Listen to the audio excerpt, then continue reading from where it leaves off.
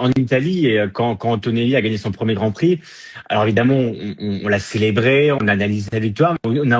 on s'est beaucoup posé la question, la Gazzetta dello Sport, le principal quotidien sportif ici, l'a fait, en disant, mais comment Antonelli est passé entre les mailles du filet de Ferrari? Parce que,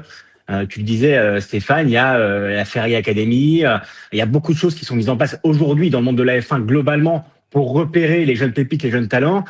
Et après 20 ans sans victoire, voir un Italien gagner chez Mercedes, bah forcément, ça brise un peu le cœur des Italiens parce que déjà Ferrari gagne pas, mais si en plus un Italien ne gagne pas chez Ferrari, mais gagne chez Mercedes, le grand rival, on va dire, c'est compliqué. Donc,